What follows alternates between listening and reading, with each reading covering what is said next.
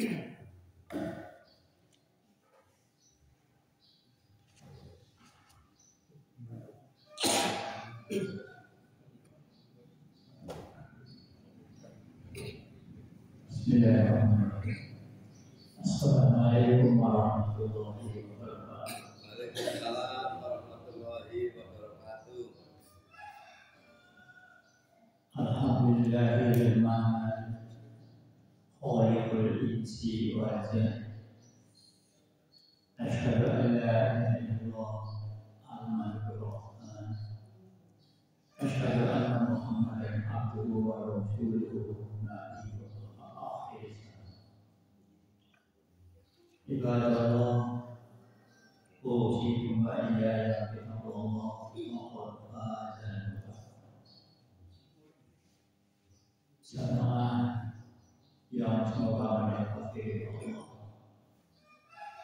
dalam bulan Ramadan ini di Masjid Al-Azhar ini. Alhamdulillah, syukur makmur pesertanya tidak berkurang dan jamaahnya, baik kawinnya, semuanya dan syukurannya. Yang sangat-sangat kita harapkan adalah setiap kajian pada subuh ini insya Allah akan mendapatkan kita jadi berpengalaman dan kita menjadi kekayaan kita dalam meniti istiqomah fi sabilillah. Dalam kita istiqomah fi sabilillah ada musuhnya terus-menerus, yaitu iblis dan Allah disertakan tentara-tentaranya dengan metode apa saja. Dan iblis menggoda manusia itu takkan putus asa.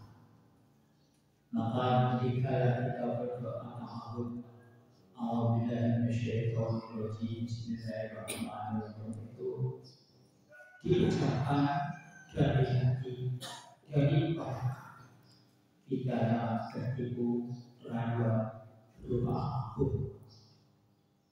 Dalam hal ini ada temanya rahasia besar iblis yang dibuka kepada orang. Subuh ini kami akan membahas pembahasan rahasia iblis yang dibuka kepada Nabi Muhammad SAW. Marilah kita catat, karena kalau tidak dibaca maka box itu lebih baik saya baca, kita bersama menelaah, memperhatikan yang berdasarkan dari diri kita masing-masing. Pada rahasia yang ini, rahasia iblis yang diungkap kepada Muhammad SAW, yang A adalah orang-orang yang paling dibenci oleh iblis. Orang-orang yang paling dibenci oleh iblis. Maaf, perlu dijelaskan. Kalau orang dibenci oleh iblis, jadi diridhoi oleh Allah. Jadi kalau kita ada gesekan perasaan yang dikasih Allah, ingatlah itulah godaan iblis dan tentara. Dan tentara iblis yang sebar kemana-mana, karena memang iblis itu sudah jadi profilnya menggoda manusia untuk tidak dijalan Allah. Dan kita bersama mesti berdoa, ihdinas siratal mustaqim. Jika kita membaca Fatihah baik dalam sholat maupun tidak, itu diingatkan, aku ingin meniti kehidupan yang di atas siratal mustaqim. Mari kita ikuti satu renungan orang-orang yang paling dibenci iblis. Berikut merupakan kisah dalam bentuk dialog antara iblis dengan Nabi Muhammad SAW yang disarikan dari majelis Zikrullah yang dengan perubahan yang sebelumnya. Diriwayatkan dari Mu'adz bin Jabal, dari Ibnu Abbas yang mengatakan bahwa ketika para sahabat sedang bersama Nabi Muhammad SAW di kediaman seorang Ansor, maksudnya sahabat Ansor, tiba-tiba terdengar panggilan dari luar rumah. Wahai penghuni rumah, bolehkah aku masuk? Sebab kalian akan membutuhkanku. Tahukah kalian siapa yang memanggil? Tanya Nabi Muhammad SAW kepada para sahabat. Jadi Nabi Muhammad bertanya, karena mendengar panggilan itu. Allah dan Rasulnya yang memberitahu. Jawabannya Allah dan Rasulnya yang memberitahu. Kita harus tahu Allah wa Rasuluhu a'lam. Jawaban mereka begitu. Rasulullah memberikan itu adalah iblis kata Allah bersama dengan lanjut beliau, izinkan aku membunuhnya, wahai Nabi Muhammad SAW. Ini Umar bin Khattab itu. Kata Umar bin Khattab setelah dikeluarkan iblis minta izin kepada Rasulullah, Umar membunuh mereka. Beliau berkata, sabar wahai Umar, bukankah kamu tahu bahwa Allah Subhanahu wa Ta'ala memberinya kesempatan hingga hari kiamat? Alangkah lebih baik jika kamu membukakan pintu untuknya, karena ia telah diperintahkan olehnya. Bahagilah sesuatu yang hendak ia sampaikan dan dengarkan dengan baik. Jadi meskipun iblis yang berbohong, lalu pintu dibuka, ternyata iblis seperti seorang kakek yang cacat satu matanya. Di janggutnya terdapat 7 helai rambut menyerupai rambut kuda.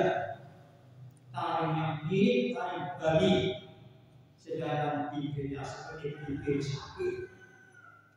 Salam untukku Muhammad, kata Iblis. Salam untukmu para hadirin.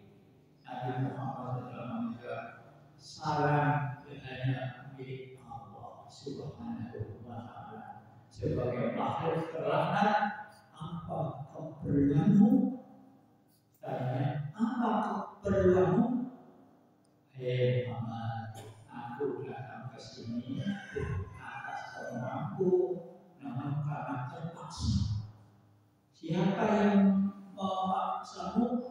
Iblis juga sambil menunjukkan diri seorang malaikat. Utusan Allah telah mendatangiku dan berkata, Allah Subhanahu wa Ta'ala memerintahkanmu mendatangi Nabi Muhammad SAW dan memberitahunya tentang caramu menggoda manusia. Jawablah yang jujur semua pertanyaannya demi kebesaran Allah. Andai kamu berdusta satu kali saja, Allah Subhanahu wa Ta'ala akan menjadikan dirimu sebagai debu dan ditiup angin. Oleh karena itu, saat ini aku mendatangimu. Tanyalah apapun yang hendak kamu tanyakan. Jika berdusta, aku akan dicari oleh setiap musuhku. Tidak ada sesuatu pun yang paling besar menimpaku daripada cacian musuh.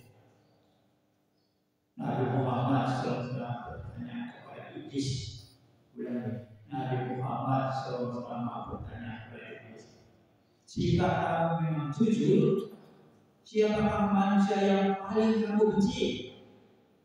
Iblis menjawab, kamu dan orang sepertimu adalah makhluk Allah Subhanahu wa Ta'ala yang paling aku benci. Siapa selanjutnya? Jawab lagi, pemuda yang bertakwa dan mengabdikan dirinya kepada Allah Subhanahu wa Ta'ala. Ulangi, pemuda yang bertakwa dan mengabdikan dirinya kepada Allah Subhanahu wa Ta'ala. Lalu siapa lagi? Orang alim yang wara. siapa lagi? Orang yang selalu bersuci. Siapa lagi? Nah, orang fakir yang sabar dan tak pernah mengeluhkan kesulitannya kepada orang lain. Ulangi, orang fakir yang sabar dan tak pernah mengeluhkan kesulitannya kepada orang lain.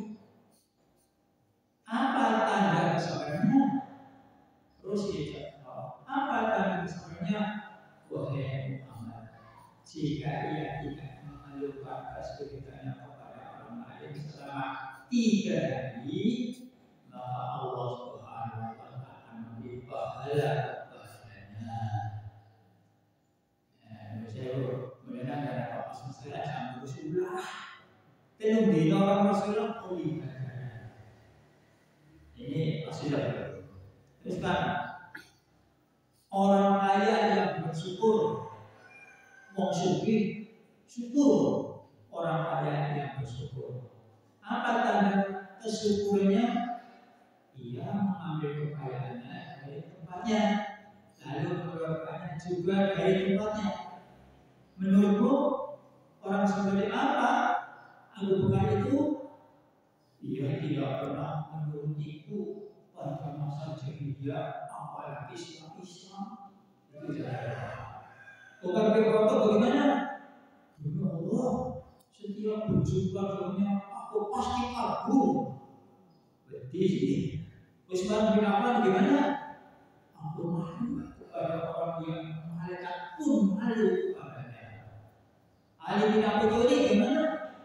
Aku berharap dirinya agar kepalaku selamat serta berharap dia melepaskan aku dan aku melepaskannya, tapi dia tak mau belajar itu. Tetapi dia bertolak. Kemudian penggalan kita tersebut memberikan informasi kepada kita bahwa iblis memiliki musuh yang sangat banyak. Berikut ada penjelasan mengenai orang-orang yang menjadi musuh iblis. Nah, ini nomor 1, Nabi Muhammad Sallallahu Alaihi Wasallam. Orang pertama yang disebutkan oleh iblis sebagai musuhnya adalah Nabi Muhammad Sallallahu Alaihi Wasallam. Sebab beliau diutus ke dunia dan berhak menyempurnakan akhlak manusia. Selain itu, terutusannya beliau sebagai Nabi dan Rasul juga membawa rahmat bagi seluruh alam. Rahmatan dengan terutusannya Nabi Muhammad SAW, dunia yang gelap, gulita dan penuh dengan kemaksiatan menjadi terang benderang. Nabi Muhammad SAW merupakan sosok revolusioner. Nabi Muhammad SAW merupakan sosok revolusioner yang mampu mendobrak degradasi moral menuju tatanan kehidupan yang penuh dengan keagamaan, yaitu dengan agamanya Islam. Misi iblis untuk menggoda, mengajak dan menjerumuskan manusia ke dalam seolah-olah mendapat tantangan baru dengan kehadiran beliau di muka bumi. Oleh sebab itu, iblis menyatakan secara tegas bahwa musuh pertama yang paling dibencinya adalah Nabi Muhammad SAW.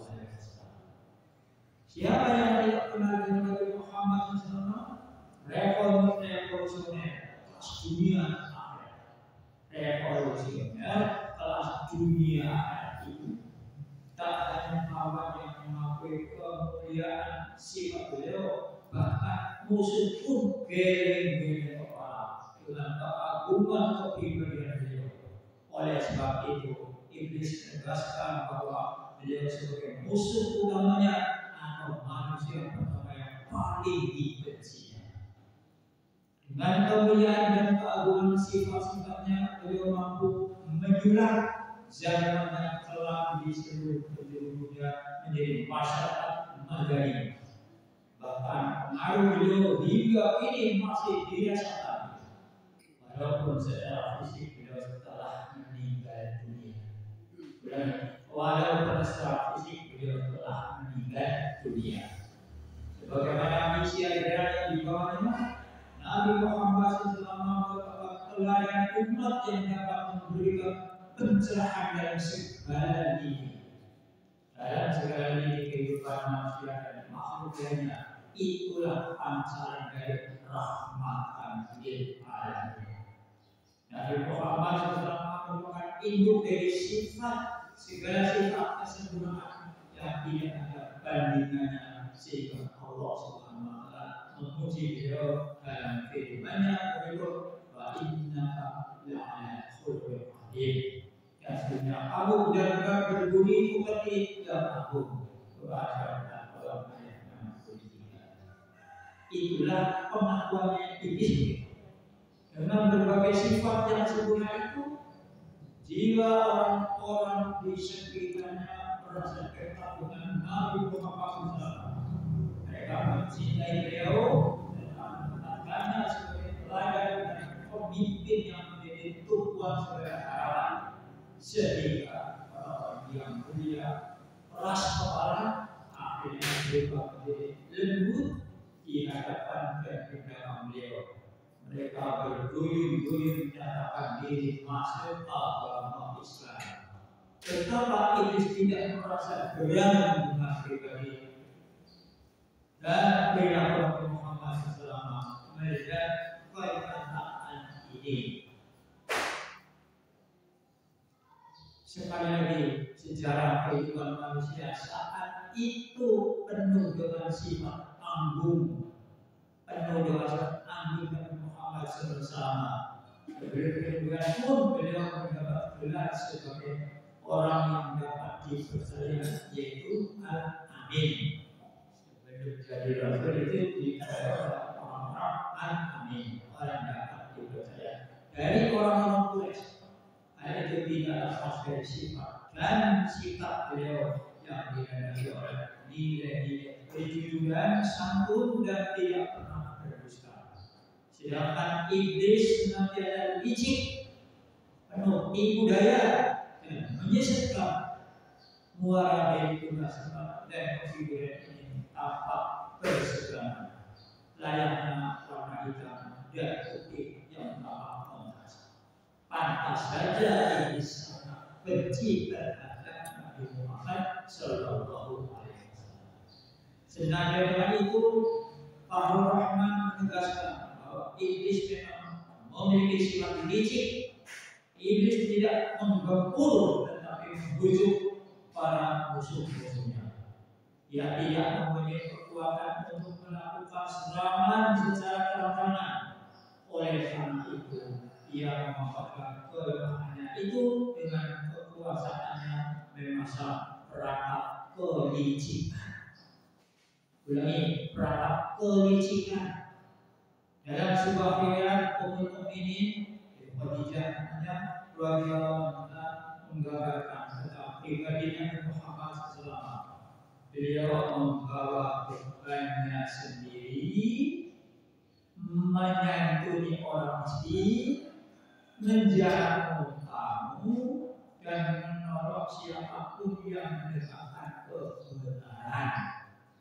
Istilah itu merupakan sebuah pengakuan yang sangat jujur dari diri sang istri yang sebelumnya sangat terikat oleh sikap Nabi Muhammad SAW dalam berbisnis, sehingga sang istri jatuh hati dan meminang beliau sebagai suaminya. Ini terjadi sebelum beliau diangkat sebagai nabi dan rasul.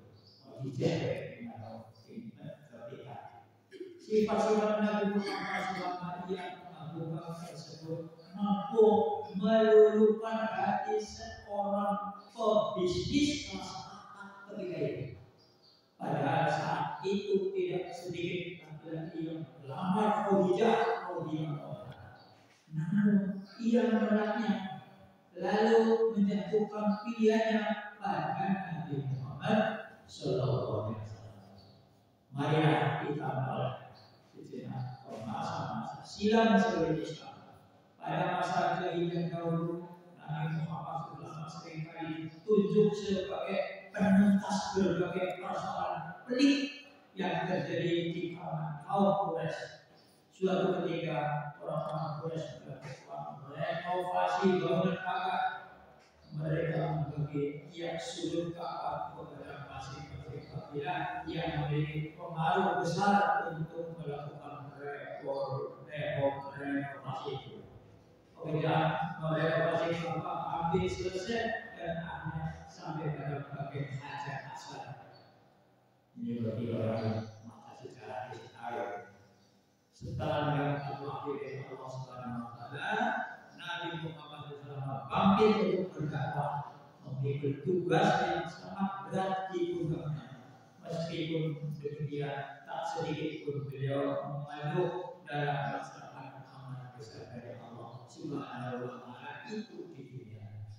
Nabi Muhammad SAW memiliki karakter yang sangat tegas, seperti keberanian, patriotisme, keyakinan yang mantap dan tak dapat diukur.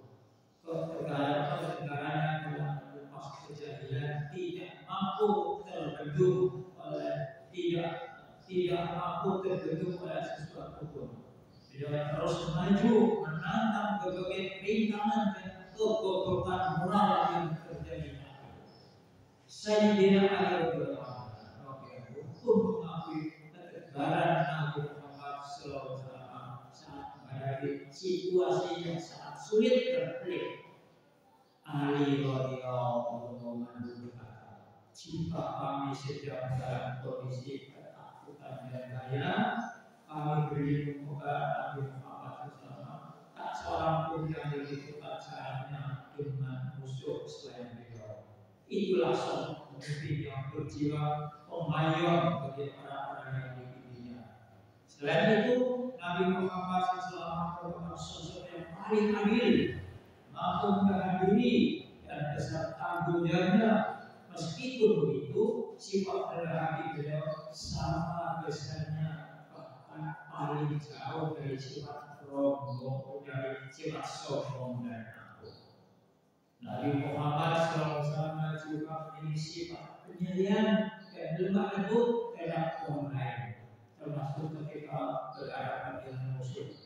Betapa berani si iblis mendapati perilaku orang yang sangat mulia semacam dia. Kesabaran beliau memang ada yang menandinginya. Beliau tidak pernah membalas keburukan dengan keburukan sama sekali, tetapi justru memberikan maaf dengan lapang dada. Nabi Muhammad SAW juga seringkali mendapat hinaan dan cercaan dari orang wanita Yahudi. Bayangkan, seorang wanita berani melemparkan hinaan kepada beliau. Tak hanya itu, dengan macam wanita ini meludahi Nabi Muhammad SAW. Setiap kali beliau melewati jalan di samping rumahnya, setiap kali itu juga si wanita meludahi beliau lewat jendela. Pada hari itu, Nabi Muhammad SAW lewat lagi di samping rumahnya. Namun si wanita itu tak lagi meludahi beliau. Beliau menjadi heran sekaligus kangen terhadap air wujud si wanita itu. Karena penasaran, beliau bertanya kepada seorang, tahukah kamu di manakah wanita pemilik rumah ini yang setiap kali aku lewat lalu meludahinya? Di mana dan kamu mengerti orang yang ditanyai oleh Nabi Muhammad SAW menjadi heran sekali karena beliau justru penasaran dan tidak serasa kegirangan dengan keadaan yang terjadi saat itu. Namun orang tersebut tak mau ambil pusing. Ia menjawab pertanyaan beliau, wanita yang setiap kali meludahimu itu sudah beberapa hari terbaring sakit. Ulangi, wanita yang setiap hari meludahimu itu sudah beberapa hari terbaring sakit. Mendengar jawaban tersebut, Nabi Muhammad SAW mengangguk-angguk, lantas beliau melanjutkan perjalanannya untuk beribadah di depan Ka'bah, bermunajat kepada Allah Subhanahu wa Ta'ala. Sepulangnya dari ibadah, Nabi Muhammad SAW menyempatkan diri menjenguk wanita yang terbaring sakit itu.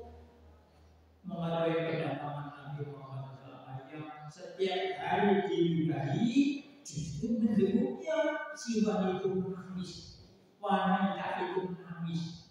Duhai, betapa luhurku di manusia itu. Meskipun tiap hari aku ludahi, justru ia merupakan orang pertama yang menjengukku kemari. Ucap hati dari manusia itu secara berhati maka bahagia si wanita menetes di pipinya. Wahai Muhammad, kenapa kamu menjengukku padahal aku meludahimu setiap hari? Tanya si wanita sebagai heran bercampur haru. Aku yakin kamu meludahiku karena kamu belum tahu tentang keherananku. Jawab beliau, jika kamu mengetahui, aku yakin kamu tak akan melakukannya. Wahai Muhammad, mulai saat ini aku bersaksi mengakui agamamu. Ucap si wanita tersebut, kemudian ia mengucapkan dua kalimat syahadat. Apa-apa? Asyhadu an la ilaha illallah wa asyhadu anna. Kisah tersebut semakin menegaskan bahwa betapa iblis menjadi lemah di hadapan Nabi Muhammad. Iblis tidak mampu menggerakkan hati beliau kepada permusuhan setelah diludahi oleh seorang wanita.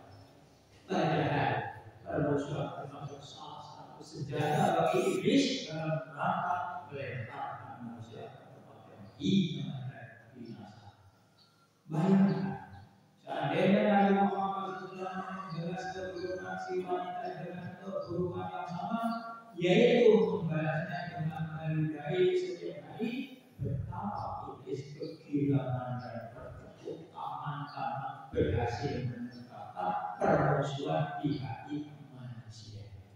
Tetapi bukankah Nabi Muhammad SAW jika tidak memiliki kesabaran yang besar, dan iblis pun tidak berkutik melihat kesabaran beliau.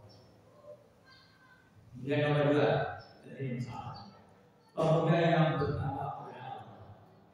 Mari kita senangkan yang kedua, pemuda yang bertakwa kepada Allah Subhanahu wa Ta'ala. Musuh iblis berikutnya adalah pemuda yang bertakwa dan mengabdikan diri kepada Allah Subhanahu wa Ta'ala. Seringkali kita mendengar pernyataan bahwa pemuda pada hari ini merupakan pemimpin masa depan. Ada dikatakan subhanallah juga berfungsi. Subhanallah sehingga pemimpin masa depan. Ada lagi ungkapan bahwa masa depan suatu bangsa adalah pada punggung orang pemuda. Bangsa bergantung pada baik atau buruknya generasi muda saat ini. Itu pula rupanya yang menjadi landasan pernyataan Presiden Soekarno yang cukup mengejutkan ini. Beri aku 10 pemuda, maka akan aku goncang dunia. Itu Soekarno katanya. Cukup dengan 10 pemuda, Presiden Soekarno sangat optimis bisa menguasai dunia. Apa masalahnya? Sebab pemuda memiliki potensi luar biasa dibandingkan generasi tua. Pemuda pun mempunyai fasilitas dan militansi yang luar biasa. Apabila kita menengok baik peristiwa kebangkitan yang terjadi dalam Islam, ternyata pemuda merupakan pilar dan rahasia kekuatan semuanya itu. Oleh karena itu, tak heran jika Hasan al-Banna berujar, sesungguhnya sebuah pemikiran dapat berubah manakala dibarengi dengan rasa keyakinan yang kuat terhadapnya, ikhlas dalam perjuangan di jalannya, semangat dalam merealisasikannya, serta kesiapan untuk beramal dan berkorban ini iman ikhlas semangat dan pengorbanan. Iman ikhlas semangat dan pengorbanan melekat pada diri pemuda. Sebab dasar keimanan itu adalah nurani yang menyala. Dasar keikhlasan adalah hati yang berasa. Dasar semangat adalah perasaan yang membelora. Dan dasar amal pengorbanan adalah kemauan yang kuat. Dan semua itu hanya terletak pada diri seorang pemuda. Iblis sangat benci terhadap pemuda yang bertakwa. Iblis sangat benci terhadap pemuda yang bertakwa. Dan bisa diri Allah SWT. Sebab bagaimana kita ketahui usia muda merupakan usia yang memiliki fisik prima, akal segar, keinginan tahu yang tinggi dan semangat kuat meskipun belum memiliki pengalaman yang cukup. Pemuda memiliki hasrat yang tinggi untuk melakukan suatu perubahan. Perbuatan semacam ini membawa dampak yang positif sekaligus negatif. Pemuda yang kering hati nilai-nilai takwa dan keimanan cenderung melakukan perbuatan yang mengarah pada pengusahaan, sedangkan pemuda yang bertakwa merupakan aset yang sangat berharga bagi negara maupun bangsa. Tak dapat diragukan lagi bahwa keberadaan para pemuda yang bertakwa dalam kehidupan umat ini penting sekali. Sebab mereka yang memiliki potensi untuk mewarnai perjalanan sejarah umat manusia pada dunia. Lantas, apa saja indikator dari pemuda yang bertakwa itu? Berbagai indikator ketakwaan seorang pemuda dapat ditinjau di beragam aspek berikut. Aspeknya A. Beriman kepada Al-Qur'an. Indikator pertama dari pemuda yang bertakwa adalah beriman kepada Al-Qur'an. Dengan mempercayai segala sesuatu yang gaib, seorang pemuda dapat mengendalikan diri dan menapaki tantangan hidup. Misalnya, ia mempercayai adanya malaikat, hakim dan gaib yang senantiasa mendampingi dan mengontrol gerak-gerik manusia. Ulangi. Malaikat raqib dan atid senantiasa mendampingi dan mengontrol gerak-gerik manusia. Kedua, malaikat tersebut selalu mencatat semua perbuatannya sehingga tidak ada satu perbuatan yang terlewat. Malaikat raqib mencatat amal kebaikan, sedangkan malaikat atid mencatat perbuatan keliru yang dilakukan oleh manusia. Pemuda yang mempunyai keyakinan seperti itu tidak hatinya pertama merasa takut untuk melakukan kejahatan, sehingga wajar apabila iblis membencinya tidak mampu menerobos dinding hati si pemuda tersebut. Sebaliknya, pemuda yang tidak memiliki keimanan kepada hal gaib tentunya dia tidak memiliki kendali dan mengontrol terhadap sikap tingkah. Dengan demikian, ia tidak akan mempunyai rasa takut sedikit pun terhadap ancaman dari dan tindakan kejahatan yang dilakukannya. Sekutunya pun sangat gampang ditebak, yakni iblis. Sekutunya iblis gampang.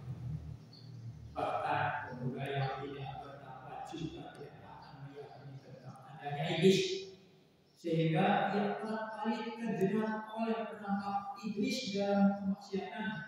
Sedangkan pemuda yang bertakwa senantiasa waspada menghadapi budaya iblis yang durhaka dan mengajak kepada kedurhakaan. Ia tidak akan tergoda oleh bujuk rayu iblis yang menjerumuskan kepada perbuatan dosa dan kekufuran. Iblis juga tidak akan bisa memperdaya para pemuda yang bertakwa karena mereka yakin kepada Allah Subhanahu wa Ta'ala di jalan yang semestinya. Ia menyadari bahwa di dalam rezeki yang dimilikinya adalah hak orang lain dan harus diberikan. baginya hakikat rezeki merupakan titipan Allah Subhanahu wa taala yang harus dimanfaatkan dengan sebaik-baiknya. Yang suatu saat bisa saja hilang dari genggamannya.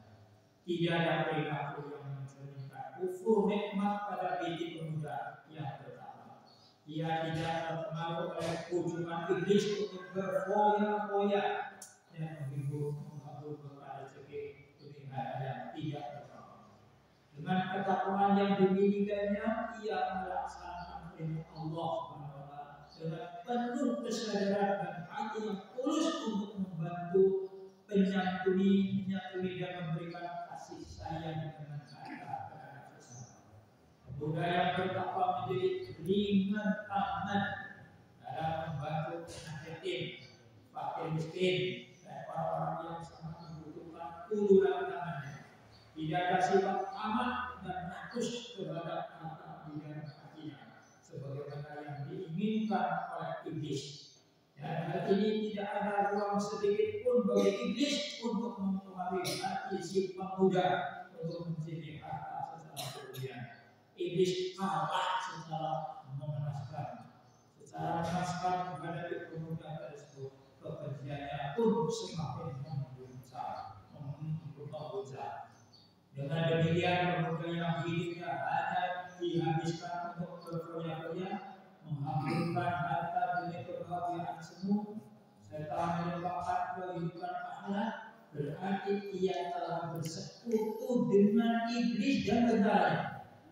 Lantaran tergoda oleh pelimpahan harta, ia akan melakukan segala cara untuk memuaskan dirinya, dan setelah kaya, ia bisa menjadi sengsara keliru dalam menggunakan harta yang dimilikinya. Sebagai contoh lainnya, seorang pemuda kaya dan tampan akhirnya hidup menderita karena terlibat kasus obat-obatan terlarang maupun skandal seksual. Itulah cerminan pemuda yang tidak bertakwa dan jauh dari Allah Subhanahu wa taala. Sikap itu pula yang mencerminkan seorang pemuda yang menjadi sekutu iblis, menjadi sekutu iblis dalam rangka menebar kerusakan dan kedurhakaan di muka bumi. Demikianlah beberapa atur dan sikap pemuda yang bertakwa dan mengasihkan diri kepada Allah SWT yang paling dibenci oleh iblis beserta bala tentaranya. Godaan dan bujukan iblis serta bala tentaranya tidak mampu menerobos dinding hati pemuda yang bertakwa kepada Allah SWT. Mereka gagal menjerumuskan pemuda ini ke jurang kedurhakaan yang kemudian menimbulkan kebencian mendalam di dalam hati mereka. Ini pemuda-pemuda begitu dulu, dan semoga akan ada waktunya pada ketika insyaallah menjadikan kesimpulan. Silakan kita menikmati ide apa penting dalam memudahkan kita menuju ke Allah Subhanahu wa taala. Terima kasih atas perhatiannya. Ini taufik hidayah. Assalamualaikum warahmatullahi wabarakatuh. Kita akhiri dengan adalah alhamdulillah. Subhanallah wa bihamdihi asyhadu an la ilaha illa anta astaghfiruka wa atubu ilaik.